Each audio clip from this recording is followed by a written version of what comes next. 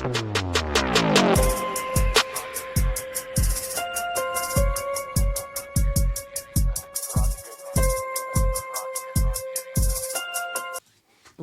blah, blah, blah. And I want to tell you this, it felt coordinated, it felt fake, it felt unnecessary, but most importantly, it was untrue. Okay, it wasn't true. And I'm going to share with you some more truth so that you can contextualize it. Charlie was attending Mass weekly. He was sometimes even attending Mass daily. He was not attending Pastor Rob McCoy's church. As I mentioned before, yes, he was praying the rosary. Charlie, in fact, was wearing the St. Michael pendant when he died, okay? Has already been publicized. Where? Can anybody verify anything she's saying? Anybody care to verify anything that she said? St. Michael pendant, going to Mass daily, weekly, not attending Rob McCoy's church. I would love to see these. Erica took a Catholic bishop with her to pray over his body on the day that he died. These are all indisputable facts. And it is also a fact, which was presented by Megyn Kelly, that a few weeks before his death, Erica had a priest come over to pray over them when some witches thought it would be funny, whatever, to put a hex on him. Okay? That's a lot of things that were happening behind the scenes.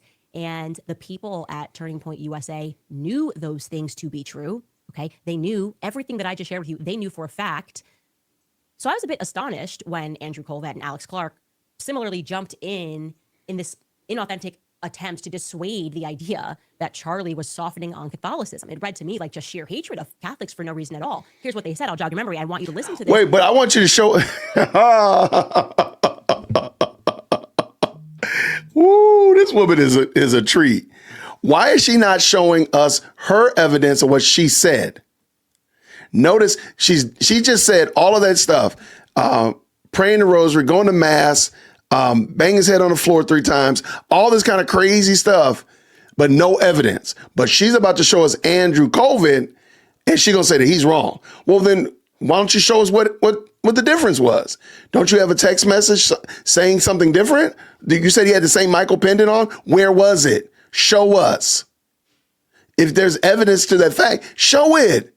Y'all, this woman is ridiculous. But y'all gonna keep saying that I'm bad because I keep calling her out. And guess what? I'm gonna stay bad, just like Michael Jackson. I'm bad. Now, in the context of all of the additional details that I just shared with you, okay? Take a listen. Was he becoming Catholic? No, but he really loved Catholic Mass. He loved the ritual of it. He loved the beauty of old Catholic churches and the stained glass. And him and Erica would go sometimes. Yeah, well, Erica's a cradle Catholic, but she ended up kind of like me. I grew up Catholic in First Communion and went to Catholic high school, but then I ended up becoming a Christian in college through a Protestant church, through a non-denominational kind of more experience. It was actually Presbyterian, and then it was kind of Shout out to Presbyterians. And I think Erica kind of follows that same path. She and I share that. Also, by the way, I just want to draw attention to, she's posted a photo of her and Charlie and the kids in Mass before. Mm-hmm. So wait, is that bad? Again, they grew up Catholic and converted. And I'm trying to understand what's bad. Catholics do have a grand church appeal. I mean, I don't attend Catholic church at all, but I mean, I can see if somebody wanted to get that feel. I mean, it's a very interesting feeling. Okay, fine. Explain to me how that means you're converting. I would love to hear how that happens. I'm just trying to understand. Oh, are you guys converting? And she said, no, we just like attending sometimes. So she herself had said no. Yeah, probably. and I think Charlie, one of the things, Charlie really hated worshiping in like a gym, or some sort of kind of blank space that you just turn into church. And that's fine. I understand that. He should become a Presbyterian. Hey, we do that. But again, why is she overlooking? If you could go to a gym or you could go to a stone cathedral, I mean, come on, we're not talking about the same thing. These are not apples to apples comparisons. Okay, stop, Jason. There's no problem. He didn't have a problem with the act of that. He just didn't prefer it. And he loved, again, the ritual, the ancient, feel of a Catholic Mass, and the fact that everybody around the world that was worshiping as Catholic, he loved that. So he had some really big theological hangups with that. You can go check the videos out, him debating with Michael Knowles, in good fun. I mean, they were dear friends, but they loved kind of debating the whole Protestant versus Catholic thing. So she just going to skip over the whole theological point and him just saying that he liked going to the church because he liked the feel of the church experience. But really? So we're just going to skip what he just said. Okay, maybe she's not going to skip it, Jason. You don't know that she's going to skip it. Okay, fine. Thank you so much. Let's go see. Now, given everything that I've shared with you, does that conversation register as like totally and completely authentic, or kind of trying to be like, yeah, no, like he loved the architecture of things, but beyond that, nothing was happening? Like that's not fully honest, and it registered to me like a cover up of sorts. And I was wondering, like, what are we exactly covering up? Like, I wasn't going Catholic gang, wasn't trying to bring back a 30 years war. I was just sharing the communications that I had with him, and now I felt like suddenly, where's the communication? Where is it? Nobody's seen it. I love that you make it sound like you gave us your evidence. You haven't shown your homework, Candace. You haven't shown your homework. Let me back that up so y'all can hear. as like totally and completely authentic, or kind of trying to be like, yeah, no, like he loved the architecture of things, but beyond that, nothing was happening.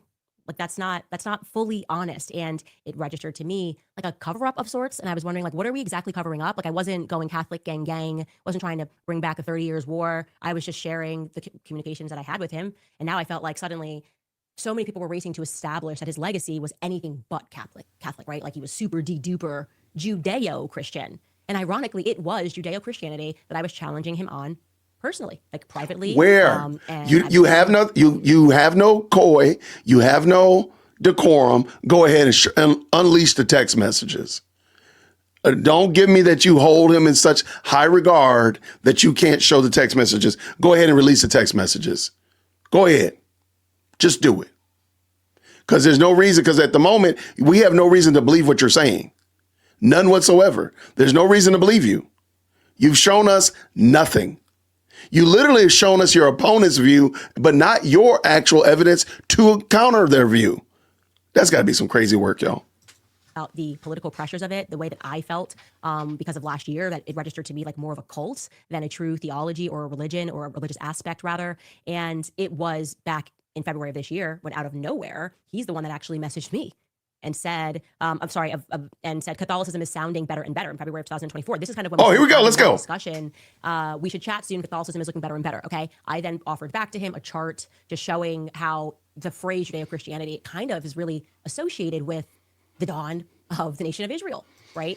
Okay, so shout out to everybody who told me that dates should show up on text messages. This is a text message and the date is on it. So this means that the other ones that she's shown are not, they've been augmented to some degree, shape, or form, because the date is not on those other ones. This one has a date on every time a message goes through.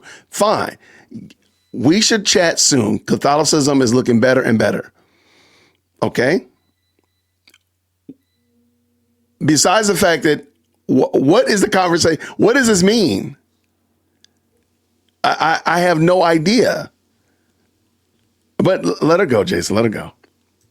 And we did chat about it. We talked about it a lot. And I was thrilled, like I said, and I was being honest, that he was attending Mass, okay?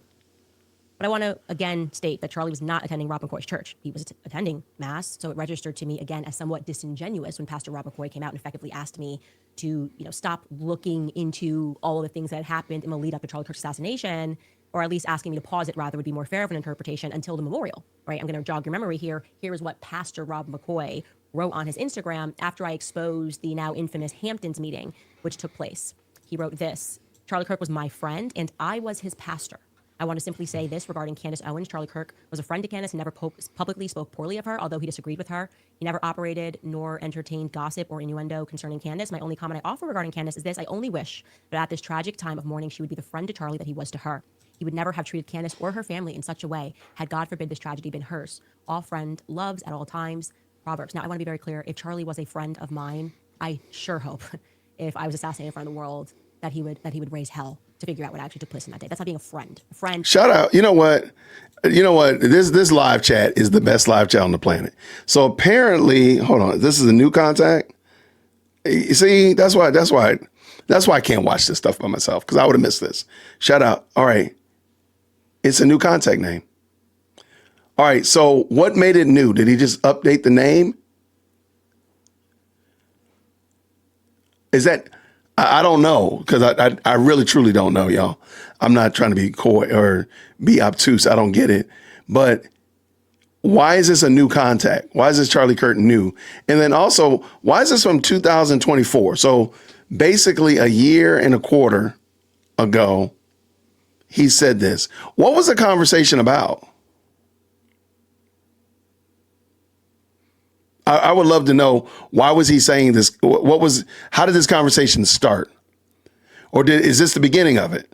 And y'all had no other conversation prior to?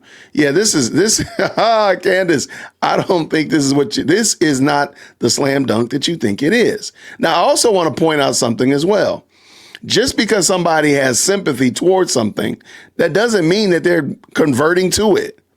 I have sympathy for my sister Kiana because she attended Howard. And you know what? I got to feel sorry for her, man. I do. And I can't find her picture now. I feel empathy for her, but that don't mean I'm going to go to her school and become a bison. Absolutely not. I don't see her picture in here, but she knows who she is. I feel sympathy for her. That doesn't mean anything. And I could say, you know what? If Howard was playing, Howard beats Morehouse all the time. So I could probably send Kiana a message and say, man, Howard is looking better and better each year. What would be wrong with that? Because it would be true. What's the context of Catholicism is looking better and better? Is it in contrast to gymnasium church? Maybe it does look better. Is it in contrast to, there we go.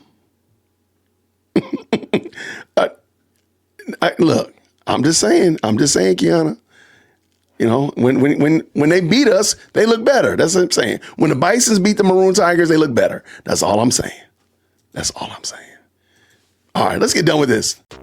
Thank you so much for tuning in to another episode of the JWhit Podcast. If you enjoyed today's show, please do me a favor and hit me up with that 3-piece special. Like the video, subscribe, and of course, share it with somebody who would also enjoy this type of content. And make sure you leave a comment because I do pin the best comments to the top. So thank you so much for tuning in today. And until next time, everybody, grace and peace.